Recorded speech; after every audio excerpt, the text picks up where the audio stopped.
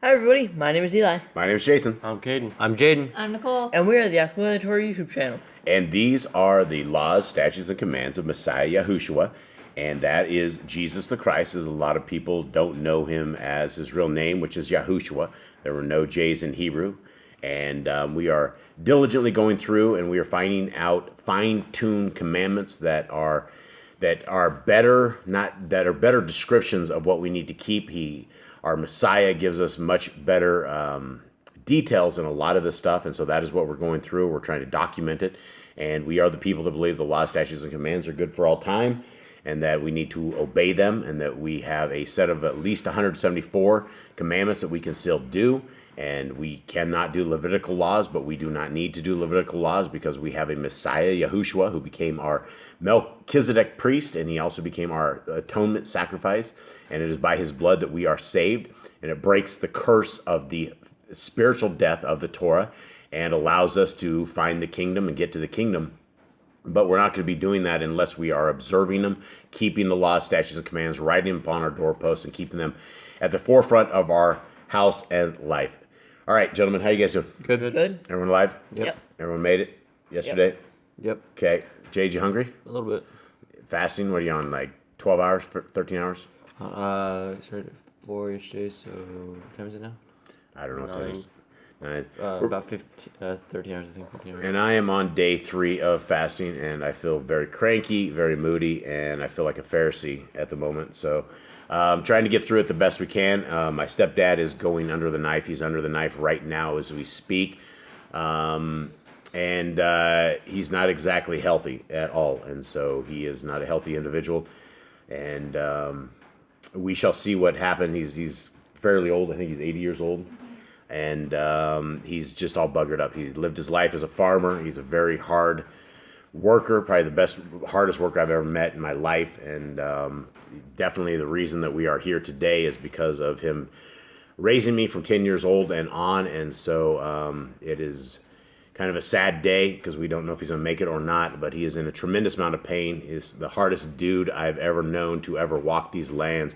Now spends his days at night crying in bed at nights because there's so much pain. And so old age has no mercy on anyone, and only our Creator will be able to spare his life today if he is spared, and we shall see if he takes him or if he does not. And it is a sad thing because my parents are not Torah keepers.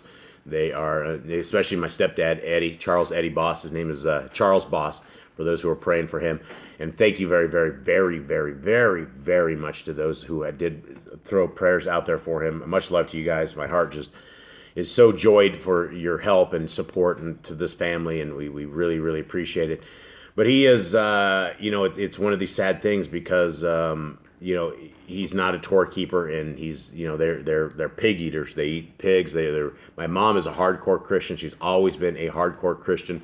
And as we know, as we study the scriptures, we find out that, those who do things in the name of the Messiah and do all this kind of stuff, they are told to be, they're told to be gone because our Messiah says that you are working iniquity. And so I cannot get it through my mother's mind that there is something more than the classic Christianity that we have, every religion everywhere that is basically doomed people to hell. And so if Yah takes him, I don't know where he will end up. I really do not know. I am praying and I'm fasting because I'm looking for mercy from our Creator, because I do know the life that, he's a very good guy. He's like most Christians are very good people, very, very good people. The only problem is they haven't sought our Creator where he is able to be found. And so when we go into things like this and life is on the line, you'll never know where they will end up. So that's us today, and so we're kind of a little somber here. I do want to go into a very good email from a brother of ours, Brother Glenn, and this is what he writes, and this is kind of long, so I guess we'll begin with this. And this is all about Matthew. This is what I call Glenn is our brother. Glenn is our old wise owl, and he says he might not be wise. He says he's just old, but I believe he's wise. And let's see what he writes, and let's see if we can bring a lot of this stuff together. Some of the stuff I didn't know, but a lot of this we do know. So this is what he says: Shalom, Jason and family. Just thought you might be interested in some info about Matthew. Matthew begins by showing that Yahushua is both a son of Abram, a true Hebrew, and the legal and legitimate heir to the throne of Israel's great King David. That mattered because all faithful Jewish people would have been aware of God's promise to David that his descendants would sit on Israel's throne forever. 2 Samuel 7, 12 and 13. Matthew's genealogy does not include every link in the chain of generations from Abraham to Yahushua. Instead, he groups those mentioned into 3 sets of 14 ancestors: Abram to King David, David to Josiah, and the deportation of Israel to Babylon, and Jeconian to Yahushua, Matthew 1 through 17. Matthew mentions some unlikely names in his genealogy. This includes 5 women, several people famous for immorality, and more than one unfaithful king.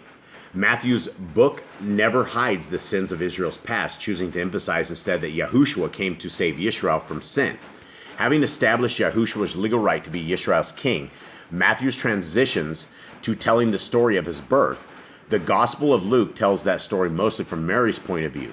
Matthew looks at it through the eyes of Joseph, Mary's husband. Joseph, or Yosef as it would be, because there's no J's in Hebrews, discovers that the woman he is betrothed to marry is pregnant, presumably by another man. Betrothal in Yahushua's days was far more binding than engagement in modern times. Joseph and Mary were considered legally married, even though they had not yet lived together or had sex.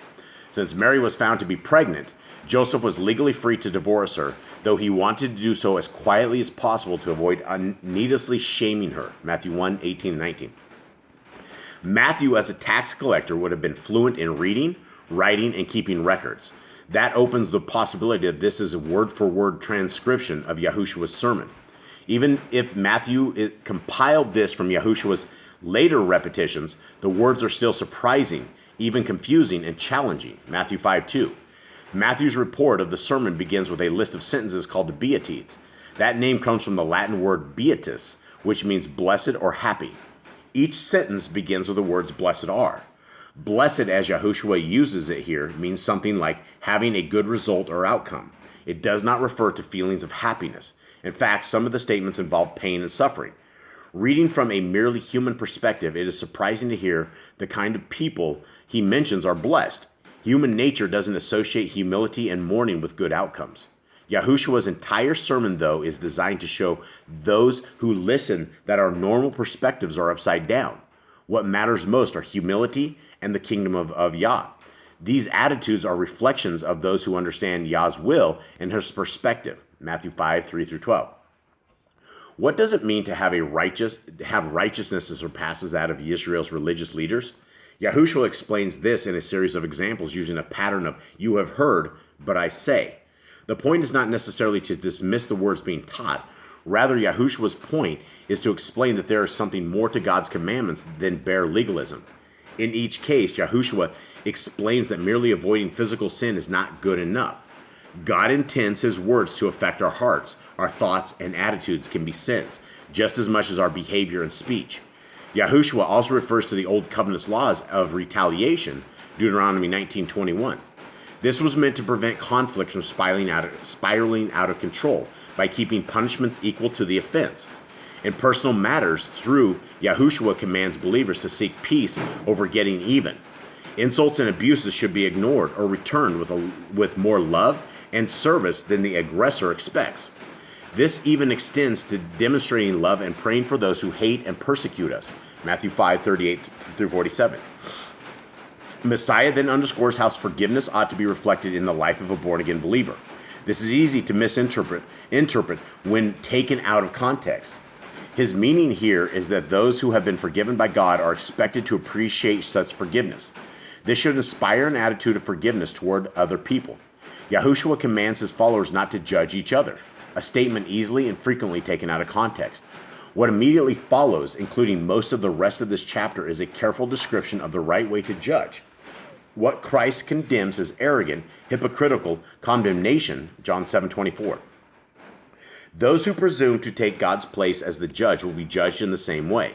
Human beings are unqualified to pronounce judgment in the same way as Yahuwah because they are unable or unwilling to see their own sinfulness. Only after a person has addressed their own sin and admitted their own condition can they help others address their sin.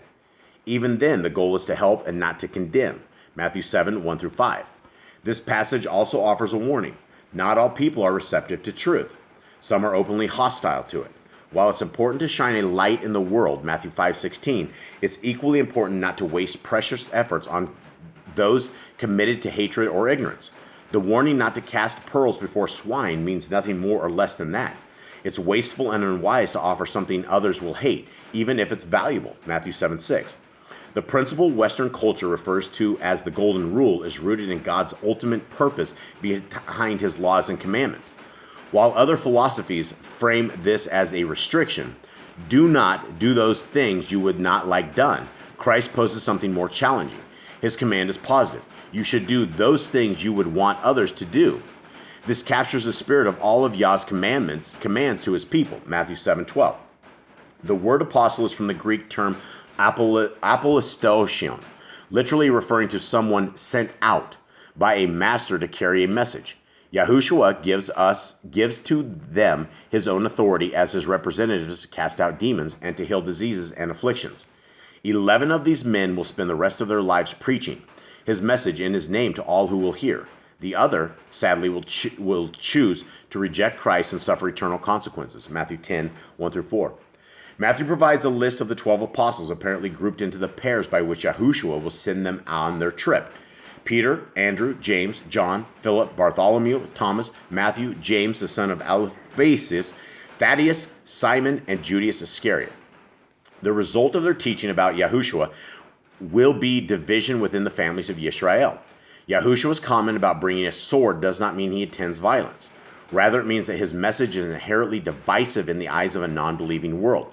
Christ's messengers will be widely hated because they represent Yahushua. The enemies of Yahushua can only kill their bodies, but God can kill their body and soul in hell. Yahushua makes clear, though that Israel mostly rejected the preaching of John the Baptist, so Israel has also mostly rejected Yahushua's message. Messiah compares the Israelites of this generation to the children complaining that their playmates won't participate in their games. No matter what they see and no matter what Yah provides, they simply demand the opposite. Their real motive is to resist, not to submit. Harsh is a mild way to describe the condemnation Yahushua applies to these Pharisees. They produce bad spiritual fruit for the same reasons corrupt trees make inedible crops. He calls them a brood of vipers, pointing out that the words they say reveal the true nature of their hearts. This principle applies in general to all the people as well. What we think and feel is the origin of what we say and do.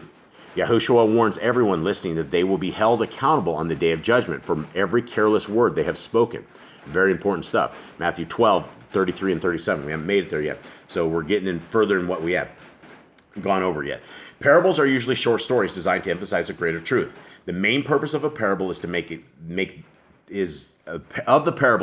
large or abstract ideas easier to grasp. Yahushua intentionally avoids explaining the meaning of the parables to the larger crowd. However, he tells the disciples that it has been given to them to know the secrets of the kingdom of heaven.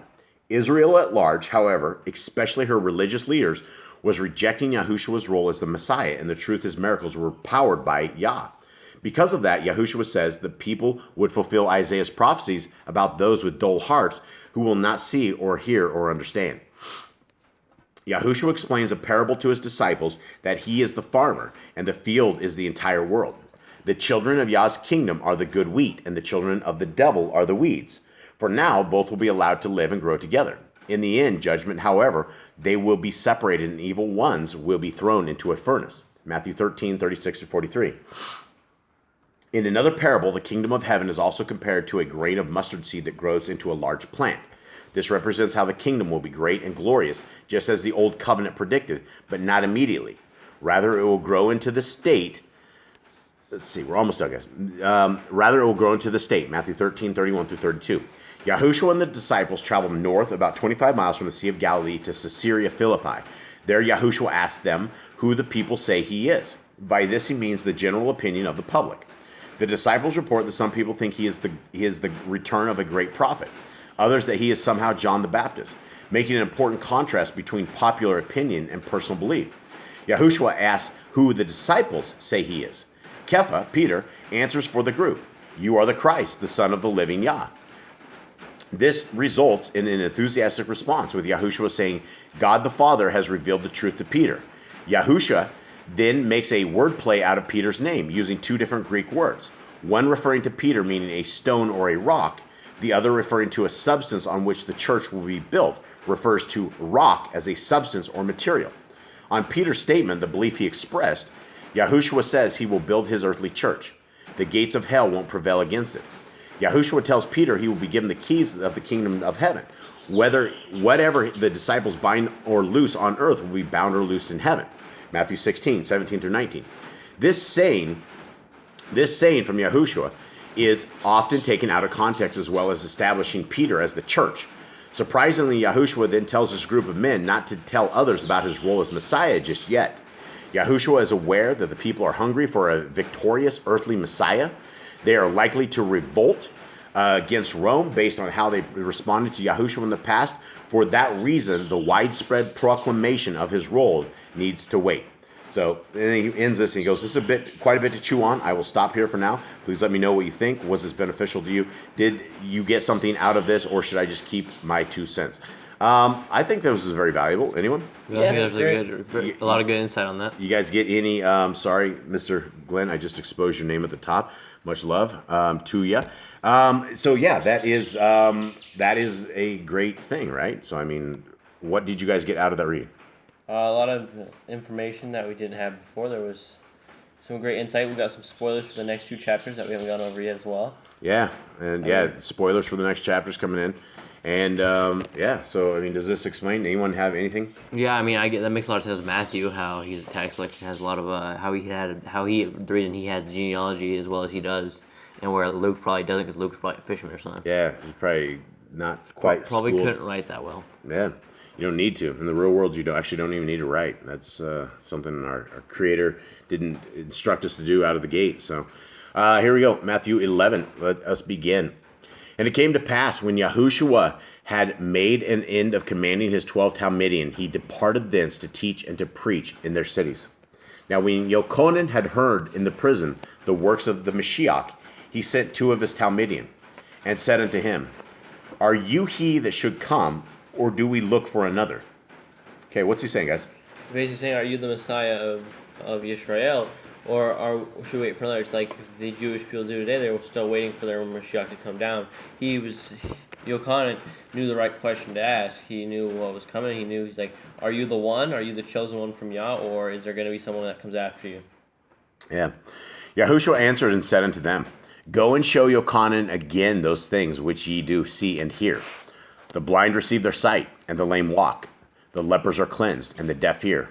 The dead are raised up, and the poor have the Besorah preached to them. And blessed is he, whoever shall not be offended in me. So what is that? What did he just tell him? What's that answer have to do with anything? Basically, that probably gives him his answer, because who has done stuff like this before? Only someone with true power can do this. Yeah, I mean, he had never seen anything like that before, and so that would give him the answer. We've seen a few people come back from the dead. We see the prophets and healing people and stuff like that, and doing miracles. But this is like a whole bunch of miracles like this. It's pretty rare. Yeah. 6. And blessed is he, whoever shall not be offended in me. That's good, right? Yeah. And as they departed, Yahushua began to say unto the multitudes concerning Yochanan, What went ye out into the wilderness to see? A reed shaken with the wind? But what went ye out to see? A man clothed in soft raiment? Behold, they that wear soft clothing are in kings' houses. Okay, what is he saying? Anyone? So basically, he's like asking about John. He's like, why did you go out to see him? Would you go out to see him to see if he was like shaken, see if he was like wasn't strong in his faith, or did you go out to see how he wore soft clothes and was like looking like royalty? Yeah. Why did you go out to see this dude baptize him? 9. But what went ye out to see? A prophet? Yea, I say unto you, and more than a prophet. For this is he of whom it is written, Behold, I shall send my messenger before your face, which shall prepare your way before you. Amen, I say unto you. Among them that are born of women, there has not risen a greater than Yahushua the baptizer. Notwithstanding, he that is least in the kingdom of heaven is greater than he. Wow, what does that mean? He's saying even though that he was a great person, the least in the kingdom of Shamayim is still greater than he is. So Well, that's hard. That's Why is he greater? well, because he came back. I mean, what he did. I mean, he was greater. I mean, there has not risen a greater than Yochanan the Baptizer. Notwithstanding, what does your guy say? Notwithstanding, the king says that. Yet whoever is the least in the kingdom of heaven is greater than he. That's hard to understand. said, yet the least one in the reign of the Shamayim is greater than he. And I mean, we know that the least in the Shemaim could be people who don't teach the Torah right? Because it says that it would be the least in the Shemaim. Anyone understand this, Nicole? Do you have anything? No. I have no idea why he'd be least. He was like a great dude. Maybe things aren't. Maybe it's 'cause he's still on Earth, and then maybe if he were in the Shemaim, he'd be good than them. I don't know. It's interesting. I may need Brother Glenn again to explain that one because I don't have the answers to that. And from the days of Yochanan the Baptizer until now, the kingdom of heaven suffers violence, and the violent take it by force. Okay, what did you guys say? From the days of Yochanan, the immerser, till now, the reign of the Shamayim is violated, and the violent seize it. What does that mean? The kingdom of heaven suffers violence. Are we talking about on earth?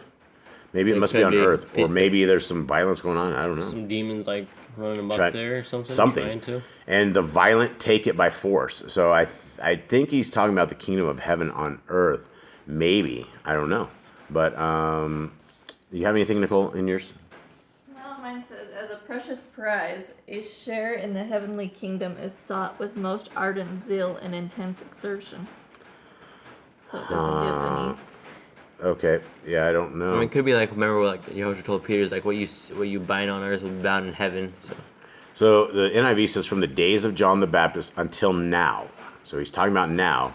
The kingdom of heaven has been subjected to violence. Hold on, there's a footnote there. Or been forcefully advancing.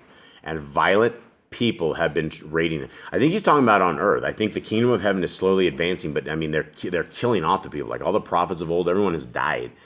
I think it's just here. Maybe because the people make up the kingdom, so the people that are like making up the kingdom are like being killed. I think that might be it. 13. For all the prophets and the Torah prophesied until Yochanan. And if you will receive it, this is Eliyahu, which was for to come. Okay, what did he just say by this? He's basically saying Eliyahu, the guy that was taken up in the Shamayim on the fiery chariot, basically came back in the form of John the Immerser. Yeah, I think that's what he said. Kind of like a reincarnation thing almost. Well, not a reincarnation. Like if he got taken up, well, I guess it would be a reincarnation. It's a really strange thing. His spirit was in Yochanan. So, I mean, this answers a lot of questions, right? I mean, who was John the Immerser, And he was a guy that came back. So it's obvious. It says right here, he is Elijah who was to come. So there you go. He who has ears to hear, let him hear. Anyone hear that? Anyone hear this? Yep. But whereunto shall I liken this nation? It is like unto children sitting in the markets and calling unto their fellows, and saying, We have piped unto you, and ye have not danced. We have mourned unto you, and ye have not lamented. Okay, what is this saying? Oh, this is what he's talking. This is what Brother Glenn was talking about, right? What can I compare this generation? They're like children sitting in the marketplaces and calling out to others. And this is what they're calling out. We played the pipe for you, and you did not dance. We sang a dirge, and you did not mourn. This is what Brother Glenn was talking about. The evil little kids, doing their stuff on that. So that makes sense. Okay, so what is he saying though? What shall I liken unto this nation? He's talking about Yisrael right there, right? Then there's people that played the dance, but they didn't dance. They sang, and they did not want to mourn. Everything was there, but they did not want to do that. Okay, for Yochanan came neither eating nor drinking, and they say he has a devil. The son of Adam came eating and drinking, and they say, Behold, a man gluttonous and a winebibbler, a friend of publicans and sinners. But wisdom is justified of her children. Did you guys say winebibbler? Wine drinker. Winebibber. Yeah, and so it does say winebibber in the king as well. Whoever a wino is, I guess is a winebibber, or not even a wino. Drunkard. and a wine bibber. So the son of Adam came drinking. So it says basically Messiah Yahushua drank, right? Yeah, he ate and drank. He drank and ate, and friend of the sinners, friend of the tax collectors. But wisdom is justified over children. So that's an interesting analogy right there, because they John the Baptist was out there. Yochanan was doing. He was fasting, and probably fasting a lot. I mean, if you're sitting there eating locust and wild honey, you're not going to have a tremendous amount of food. And even when you do eat a lot, I mean, you would have to have a lot to fill up. So this dude is probably the master faster. Yeah, 20. Then began he to upbraid the cities wherein most of his mighty works were done, because they repented not. Woe unto you, Chorazin! Woe unto you, Bet Zayed! For the mighty works which were done in you had been done in Zor and Zidon, they would have repented long ago in sackcloth and ashes. But I say unto you, it shall be more tolerable for Zor and Zidon at the day of judgment than for you. And you, Capernaum, which are exalted unto heaven, which shall be brought down to Sheol. For if the mighty works which had been done in you had been done in Sodom, it would have remained until this day. But I say unto you, that it shall be more tolerable for the land of Sodom in the day of judgment than for you. At that time Yahushua answered and said, I thank you, O Father Yahuwah of heaven and earth, because you have hid these things from the wise and prudent, and revealed them unto babes. This is a huge verse right there, right? I mean, this is very much what I think Paul talks about a lot as well. Mm-hmm. That he hides this stuff from the wise who think they're wise, and he gives it unto those who are just faith like children who are willing to believe they have innocence. They're not wise in their own eyes. They're just humble and meek people. Yeah, and so again, this is a Trinity breaker right here. O Father, Yahuwah of heaven and earth. I mean, if this was not a Trinity breaker, he would be a deceiving liar right here by calling himself the Father if he was not the Father, right? He says, O Father, Yahuwah of heaven and earth. He doesn't pray to himself. He'd also have to be crazy because he's praying to himself. He's just sitting there. We talk to ourselves in our head. We go over things that we want to do. But, do we pray to ourselves? That seems like it's a little odd. If he was not the Son and the Father was the Father. He continues on, 26. Even so, Father, for so it seemed good in your sight. All things are delivered unto me of my Father, and no man knows the Son but the Father. Neither knows any man the Father save the Son, and he to whomsoever the Son will reveal him. Again, that does not say the Son is the Father and the Father is the Son. 28. Come unto me, all ye that labor and are heavy laden, and I will give you rest. Take my yoke upon you and learn of me, for I am meek and lowly in heart, and ye shall find rest for your souls. For my yoke is easy and my burden is light. What is he talking about here, guys? What is this? What is 28, 29, 30 talking about? Well, it's talking how he says, come take on my burden, come do as I do, live as I live. He's following the Torah.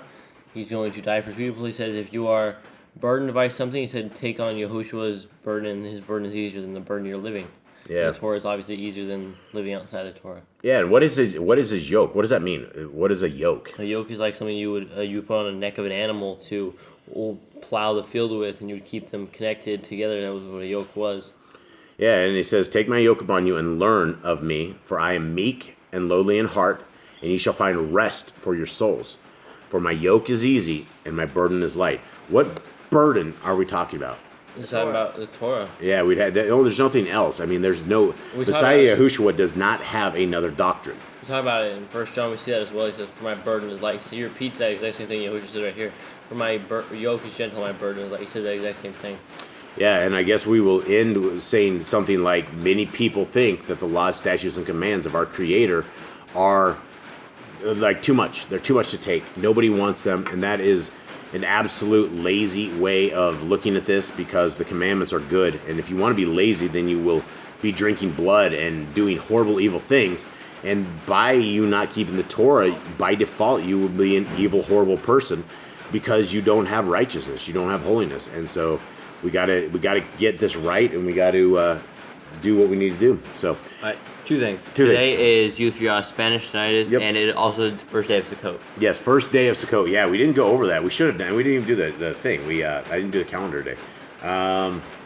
Today is. I guess we better hold on. I don't even have this ready. It's day 15. It's day 15. The third day of the 7th month. Third day of the 7th month. So Nicole helped us out. Today is Sukkot. You should have been in tents last night. We should be having a feast today. It is a Shabbat. Today is called a high Shabbat. We are not to labor, no servile work. We treat it as a Shabbat, but it is a feast day Shabbat, so we don't quite treat it as a Shabbat. We can cook, which means you would be able to kindle fires and things of that nature as well. So I guess that is it. Thank you guys very, very much. Again, thank you for the prayers for my stepdad. I will let you guys know how this all goes. And yeah, much love to everybody out there. Happy Right. Sukkot. Happy Sukkot. Shalom. Shalom.